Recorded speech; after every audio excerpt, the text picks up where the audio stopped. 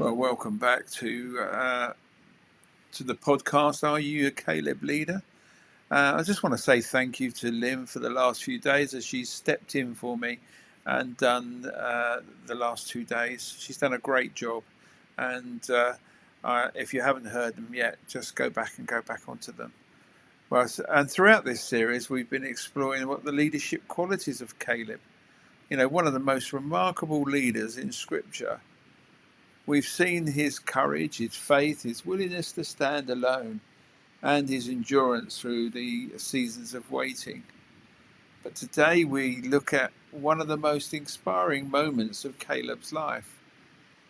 85 years old, Caleb stood before Joshua and made a bold request. And our key scripture is in Joshua 14:11-12. And it says this, it says, I am still as strong today as the day that Moses sent me out. I'm just as vigorous to go out to battle now as I was then. And now give me this hill country that the Lord promised me that day. At an age when many people would expect comfort and rest, Caleb was asking a mountain to conquer. Today we explore a powerful leadership truth, and that is age does not limit calling. After 45 years of waiting, the time had finally come to the Israelites to divide the promised land. Joshua was assigning territories to each tribe, and this was the moment that Caleb had waited decades for. But when decade approached Joshua, he didn't ask for an easy place. He didn't ask for a fertile valleys or peaceful land. Instead, Caleb asked for the hill country of Hebron. And this wasn't just any land. This was a region where Anakim, the giants, still lived. Remember, the giants were the very reason the other spies had been afraid 45 years earlier. And many people would have chosen the safest territory available. But Caleb had an extraordinary request. He said, give me this mountain. At 85 years old, Caleb wasn't looking for the easy assignment. He was looking for the most meaningful one. This moment reveals something very powerful about Caleb's character. His passion for God's purpose had not faded with time. If anything, it had grown stronger. One of the dangers in leadership is allowing passion to fade over time. So when leaders first begin their journey, they are often filled with excitement and vision. They feel called, they feel energized, and they are ready to make a difference. But as the years pass, challenges appear, disappointment occur, and obstacles arise. And slowly, passion can begin to diminish. But Caleb shows us a different path. 45 years after receiving the promise, his passion was still alive. He still believed. He still wanted to take ground, and he still desired to fulfill God's purpose. Caleb didn't say, I've done enough. He didn't say, let the younger generation handle the difficult battles. Instead, he said, I am still strong. That statement was not just about physical strength. It was about spiritual strength. It was about the endurance of his faith. Caleb's example reminds us that purpose is not limited by age, and God's calling does not expire.